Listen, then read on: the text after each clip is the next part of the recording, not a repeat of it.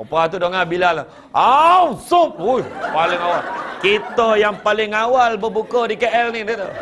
Rupanya, testing microphone 1, 2, 3. Dah makan. Siapa suruh? Gantilah balik. Seminit punya hal kena ganti.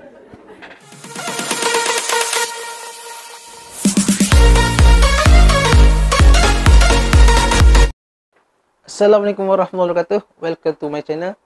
Okey, alhamdulillah kita sudah masuk pertengahan Ramadan dan semuanya insya-Allah berjalan dengan baik. Dan hari ini saya nak buat sambungan video reaction kuliah Ustaz Samsul Debat yang bertajuk itu apa? Ada anak berpuasa. Okey, tanpa berlengah, jom kita dengarkan ceramah daripada Ustaz Samsul Debat. Let's go. Alah kita sahur makan sikit sangat. Kan? Macam nak kena tinju muka semesing. Bang, air bang.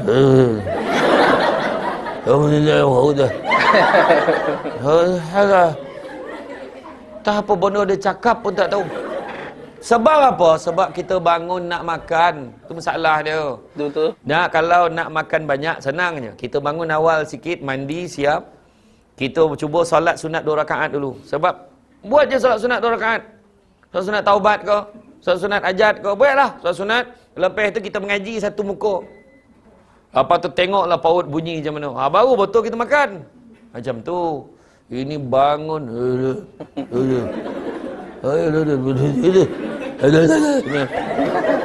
Macam orang berpenyakit cakap tu. Kan? Iya, tu masalah tu. Lepas itu, bila time deadline dia, dia punya timeline dia. Bila azan, berhenti. Tapi kalau ikut Nabi, nak ikut sunnah Nabi betul, waktu imsak tu kita ikut. Waktu imsak tu, nak mengikut waktu yang mana Nabi berhenti kira-kira 50 ayat Quran biasa. Bukan ayat yang panjang-panjang lah, ayat Quran biasa 50 ayat, Nabi dah berhenti dah. Supaya bagi masa relax dulu. Macam tu tak adalah kelang kabut. Kan?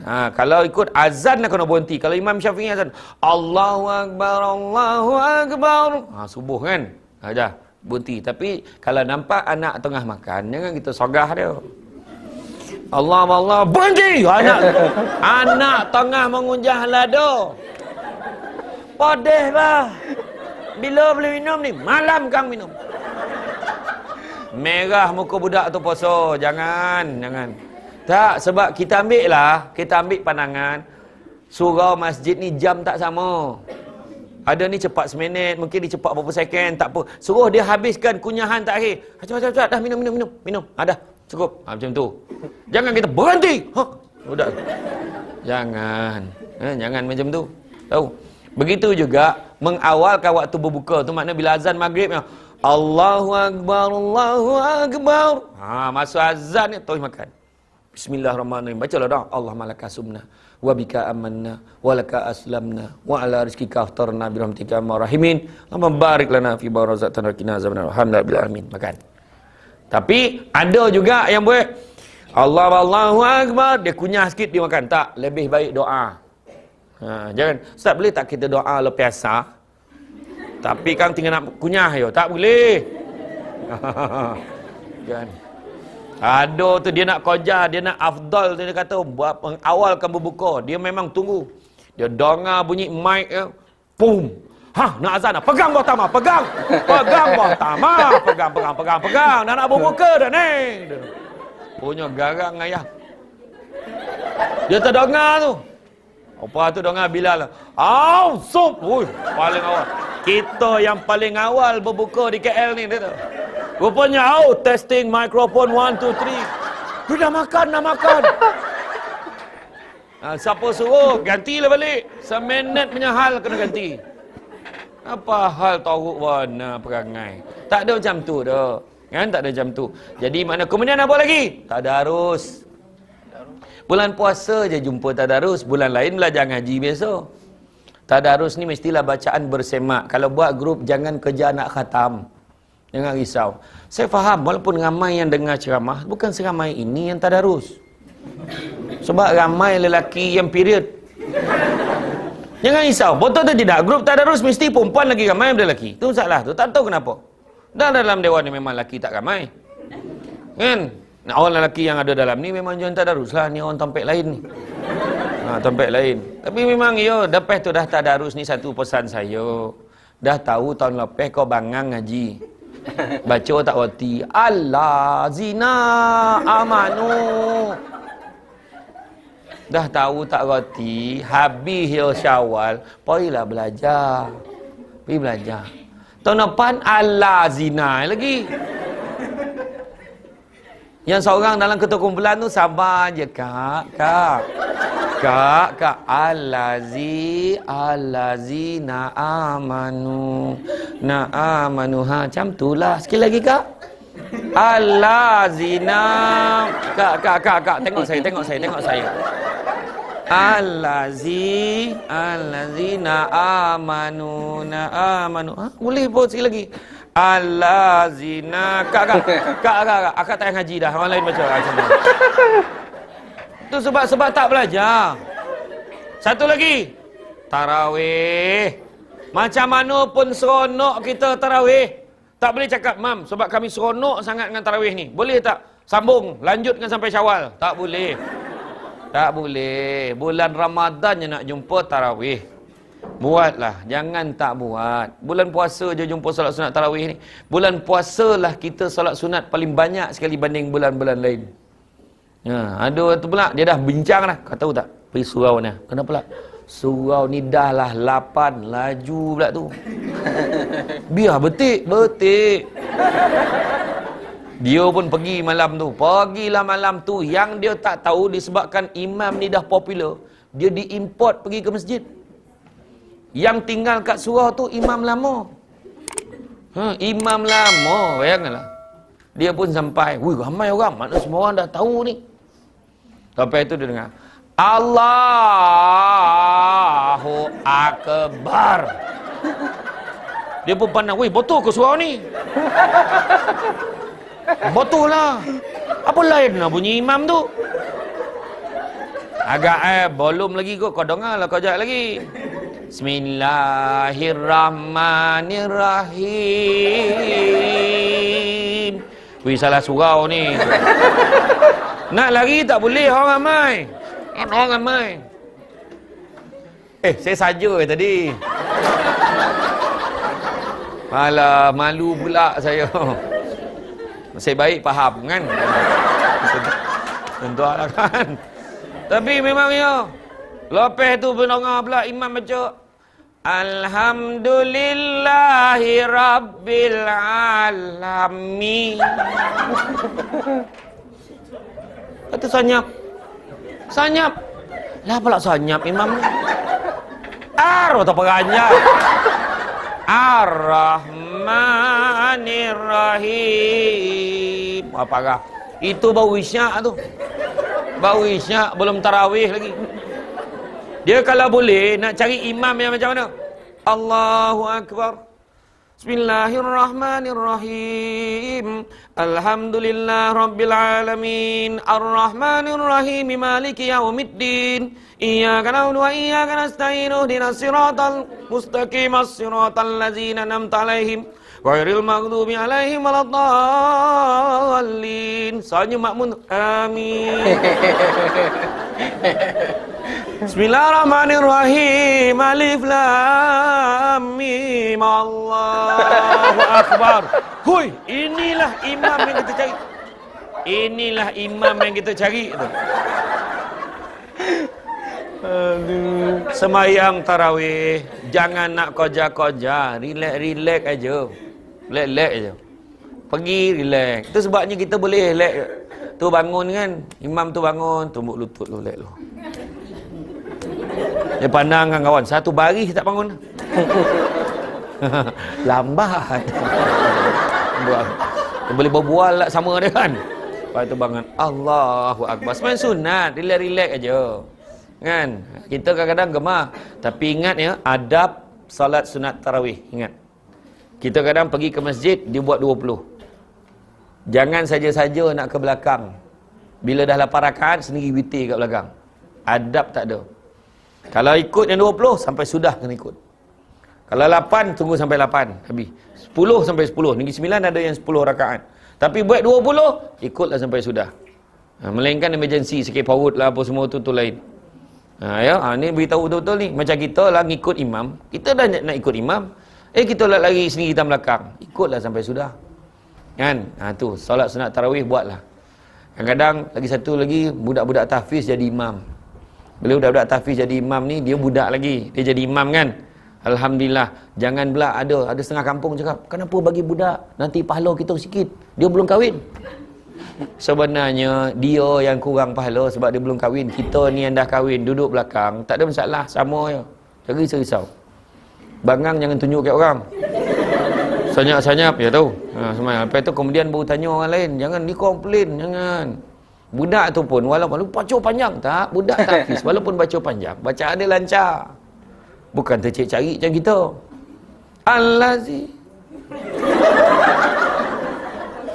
Tiba-tiba kelabu. Tadi makan banyak berbuka, terlupa dah ayat. Yang tu terbalik baca kadang kan. Tu dia. Itu yang kedua. Yang ketiga, salah satu tanda latihan takwa adalah qanaah, berpada dengan yang sedikit. Jangan kita membazir. Pergi ke bazar Ramadan membazir. Yang paling membazir sekali perangai kita waktu buffet Ramadan. Selalu tak payahlah cakaplah macam mana pun. Cubalah pergi sekali. Tunggu dah makan ni, cuba berhenti tengok meja-meja tu. Macam mana? Buffet Ramadan ni kena belajar dengan Muhammad bin Salih. Mat Salih. Orang putih. Orang putih ni kalau dia makan buffet ni, dia ambil sikit, dia duduk, dia makan. Habis, okey. Bangun lagi, ambil lain pula. Sap, duduk, makan. Tapi memandangkan orang Malaysia ni dia wawasan 20-20. Dia fikir sekarang tak payah bangun lagi dah. Kita sekali one shot saja. Dia pun ambil lah lauk, ikan, segala binatang ambil. Ikan, lembu, kambing, ambil pula burger, roti john pun ambil, mutabak ambil, dia pun duduk. Duduk, ternampak pinggan kawan. Mana kau dapat siput sada tu? Dia boleh bangun pergi cari gitu. Tepi pintu, pergi cari. Sudahnya penuh, betul tak? Tu perangai kita. Kena ubah perangai ni.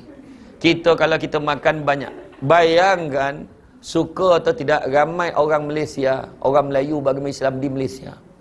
Bulan puasa sebenarnya dia makan lagi banyak daripada bulan tak puasa. Betul. Macam balih dondam tempoh buka tu. Rap, apa lagi? Roti john seorang sebatang. Rap. Macam tu. Itu yang lepas maghrib tu tersandar tu. Dia nampak kipeh tu 3 dah. Bini dah siap dah. Kita telekung, bang tarawih bang. Dia suruh jalannya. Tu masalah kita, penyakit orang kita ni itulah dia. Bila makan banyak dah jadi ular sawa kan. Itu sebab macam arwah abah saya tu dia ajar anak beranak semua, adik-adik semua saya semua. Kita orang memang waktu berbuka je pahazan, makan buah tamar, minum air panas sikit, air suam, minum. Lepas itu pergi solat dulu. Pergi solat. Kemudian Nabi solat kan baru makan yang berat, makan nasi, makan apa. Jadi makan copek tu. Kau nak bertambah pecah copek makan sebab bagi masa sebelum isyak tu. Kita rest. Tapi kan tak tambah tu semayang maghrib tak payahlah panjang, lepas semayang maghrib bagi salam, selesaikan. Jadi kita makan tak adalah kita berat dah, nak maghrib dah buat. Macam tu. Tapi andai kata kita tangguhkan makan yang berat tu menyebabkan tak khusyuk dalam solat, lebih baiklah kita makan dulu. Contoh, kita makan. Kemudian lauk siput sadut ada. Kita pun semayang. Allahu Akbar. Terdongar kat apa tu? Serup.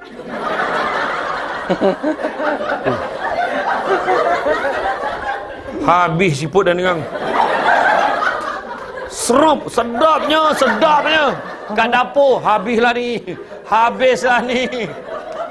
Habislah siput dan langsung semua maghrib 1 rakaat je. Janganlah macam tu.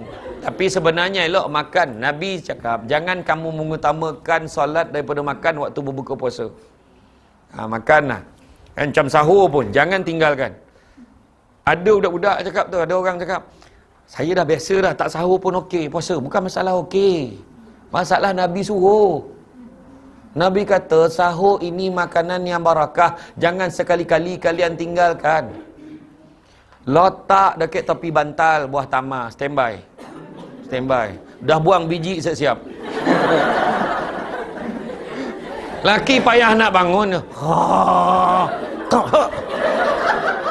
Niatkan untuk dia. Untung-untung menjelang subuh dah siap kapan. Mampu dah tu sakit. Sahur lah, sahur. Nabi kata sesungguhnya makan sahur tu adalah makanan yang barakah. Jangan sekali-kali kalian tinggalkan. Makanan sahur yang dalam hadis lain, makanan sahur makanan yang barakah. Jangan sekali-kali kalian tinggalkan walaupun hanya seteguk air.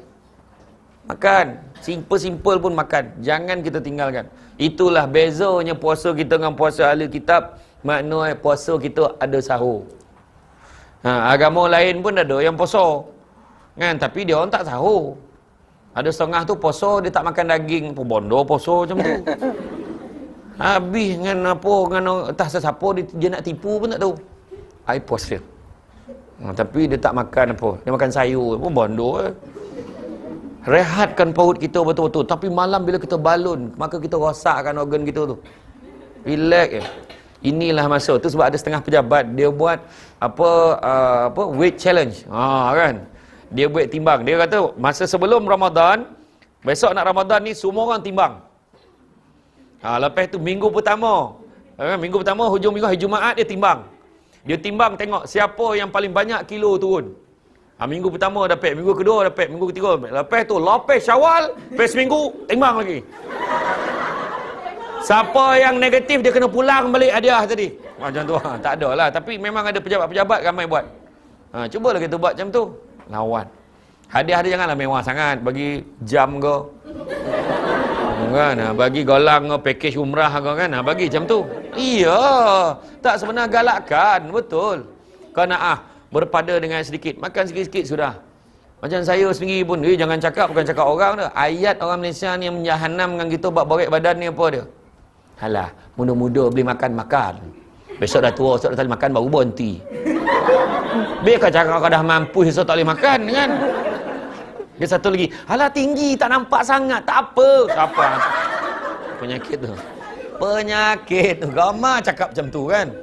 Dia memang, saya sendiri pun pagi memang, saya memang salad dengan apple hijau tu kita racik kan salad kan. Jadi kita racik, kita packing dalam bekas-bekas kan. Jadi pagi makan tu je. Minum air kopi O ais. Minum air kopi O tak apa pagi. Lepas tu pukul 10 makan pisang 2 biji.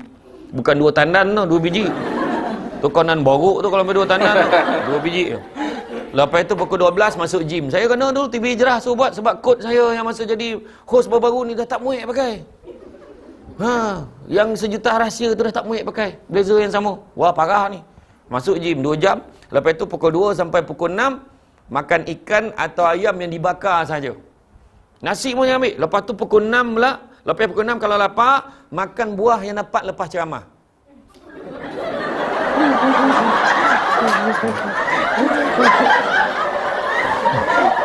Biasa penganjur ni kau mau bagi buah, penuh rumah aku tu buah kan. Macam tu lah. Makan buah aja. Dia 4 benda putih yang kena kurang kan. Nasi, gula, susu, tepung. Kalau boleh tutup terus. Nasi jangan ambil langsung. Jangan ambil langsung nasi. Makan lauk je. Betul, saya cakap 2 minggu. 2 minggu dah boleh pakai baju lama. Terang jawab. Nasi tu paling susah. Tepung. Mi kuning pun masuk tepung. Yang main-main. Berhenti. Aku takkan nasi. Mi dibalun banyak. Sama je. Kan? Mi kuning. Lepas tu yang ni tepung, susu. Susu pun kurangkan. Kalau kita makan yang Kellogg cornflakes tu, Kellogg tu boleh. Tapi letak air panas putih. Bukan air panas suam tu. Bukan letak susu. Tak betul. Air masak panas tu tapi dia punya tu kemudian masukkan buah tamar tu, kita picit-picitkan sikit masuk dalam tu. Jadi mana ambil manis buah saja ataupun kismis. Macam tu cara makan dia. Yang kemudian begitu juga gula, kurangkan. Insya-Allah cepat turun berat badan. Nasi tu paling susah sebenarnya. 2 minggu tapi lepas 2 minggu kita okey.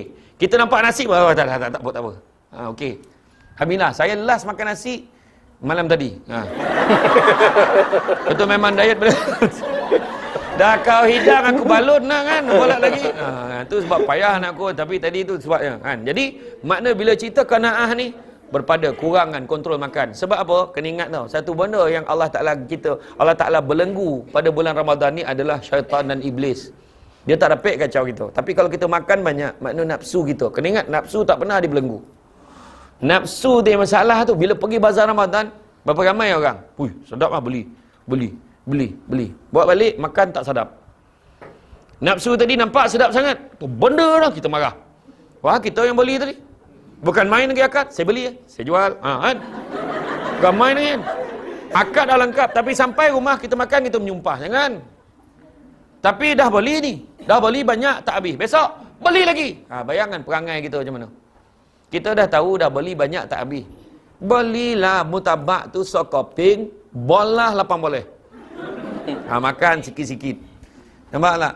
Kari pap tu beli yang kari pap giant satu. Potong-potong juga. Sudah.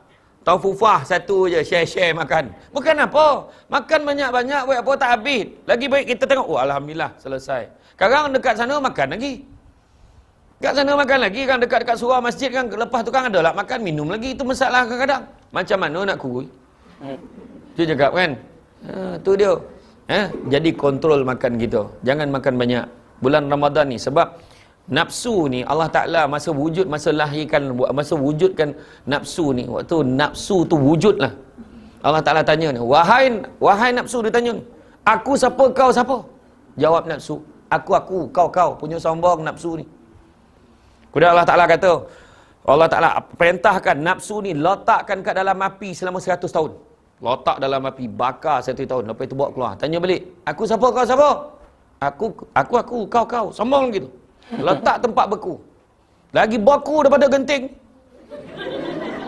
Letak tempat beku betul 100 hari. Lepas tu bawa keluar balik. Aku siapa, kau siapa? Aku, engkau. Sombong lagi. Lepas tu Allah Ta'ala perintahkan, laparkan nafsu ni 100 hari. Jangan bagi dia makan 1 hari. Apa makanannya jangan kau tanya aku. Tak dapat aku jawab dia. Tetapi maknanya dia dilaparkan selama 100 hari. Lepas 100 hari keluar, Allah Ta'ala tanya balik. Aku siapa, kau siapa, aku siapa? Sesungguhnya aku nafsu dan kau Tuhanku. Baru dia mengaku. Makna nafsu ni kalah dengan lapar. Tapi kalau kita balun semacamnya, makna kita tak boleh kontrol nafsu kita. Setan nak kena belenggu. Baik gak pun jahat, makna kita wakil setan. Setan, alhamdulillah aku kena belenggu pun ada wakil aku kat luar. Makna. Dan begitu juga yang keempat, persediaan hari kebangkitan. Sebab bila sebut persediaan hari kebangkitan, kita semua akan mati. Tengoklah semua orang.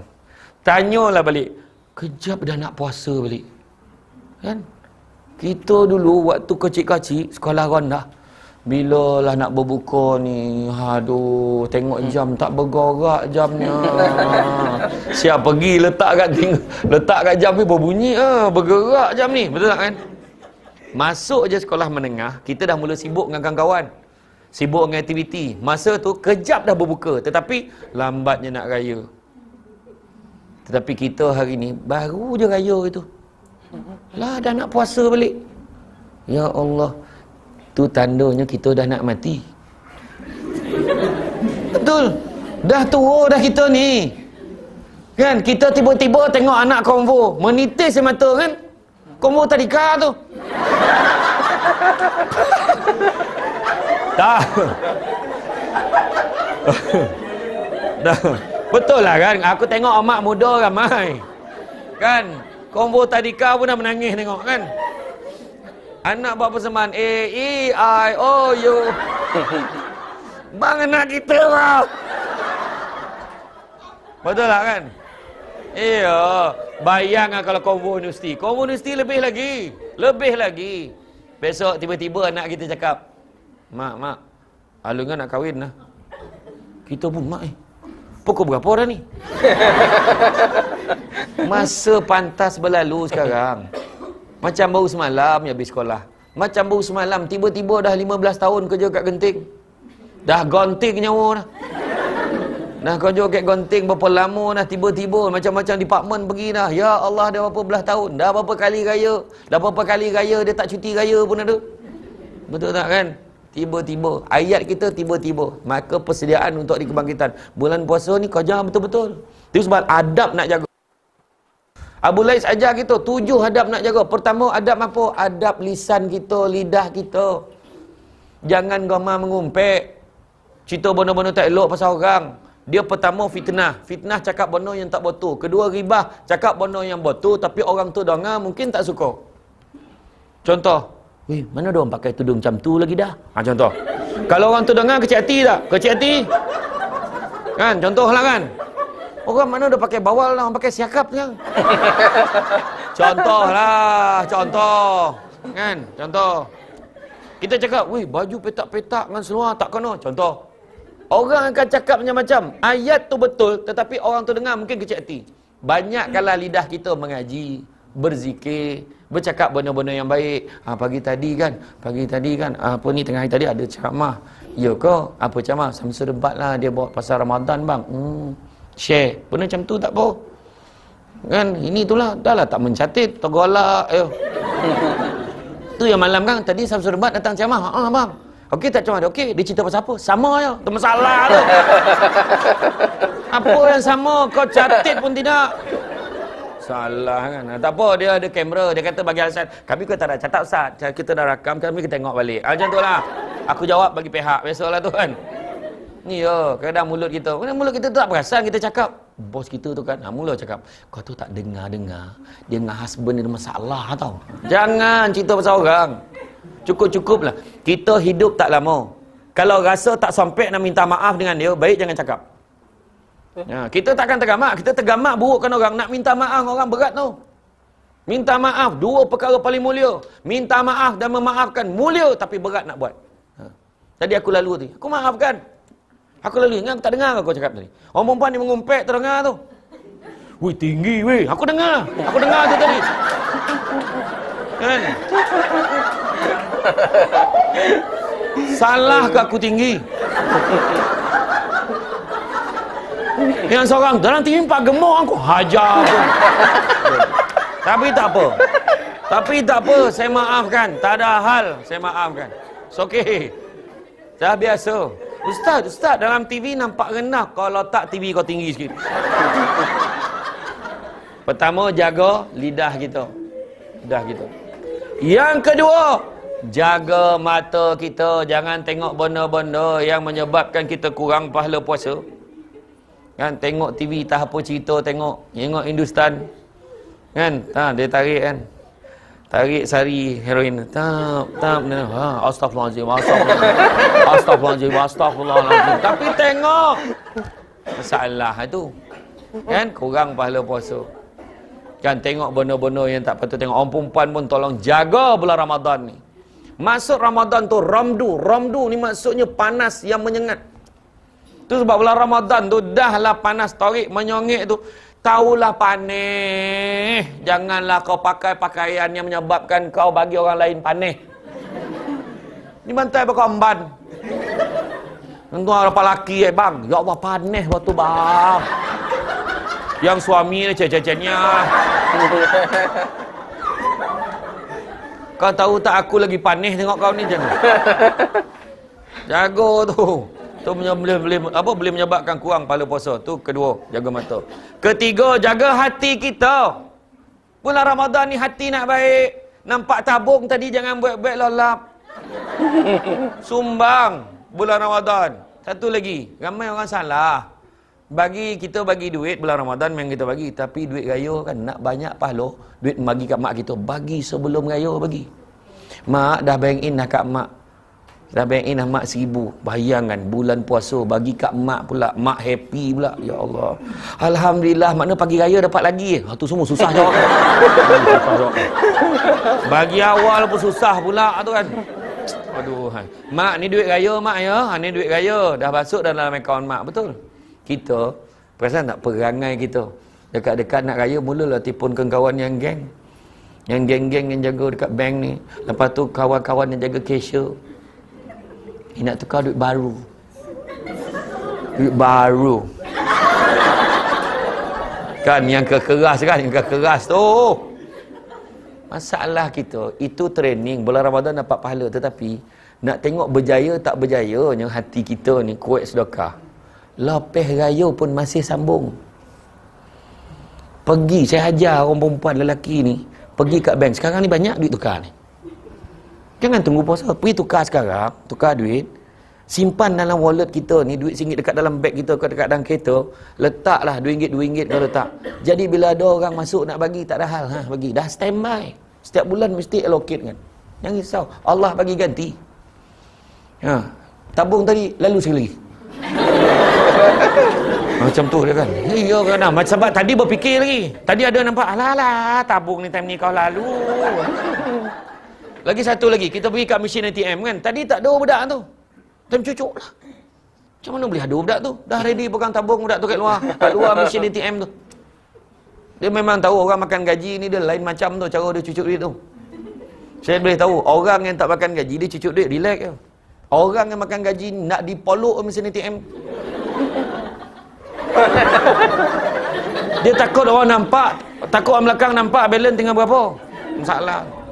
Hati kita ni jangan tamak, jangan dengki, jangan iri hati, jangan kita sombong.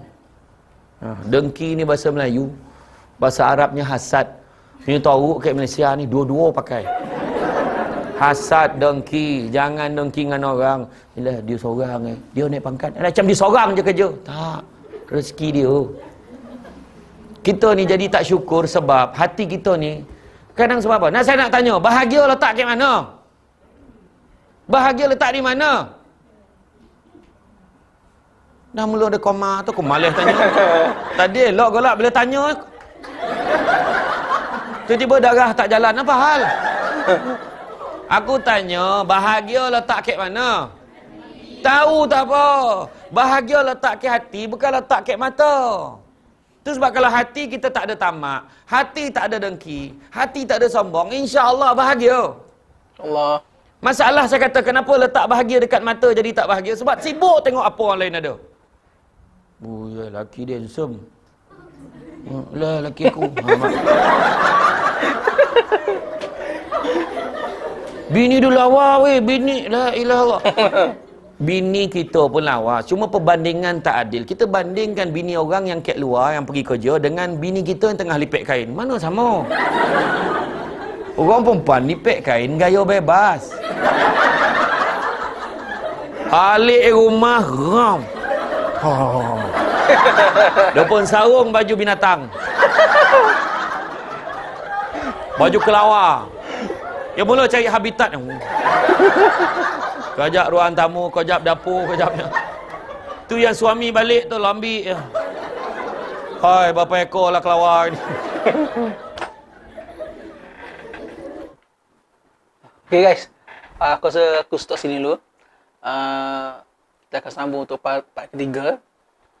Jadi kalau korang yang nak tengok video ni full, boleh terus ke channel Online Majlis Ilmu. Okay, sampai di sini saja. Assalamualaikum warahmatullahi wabarakatuh.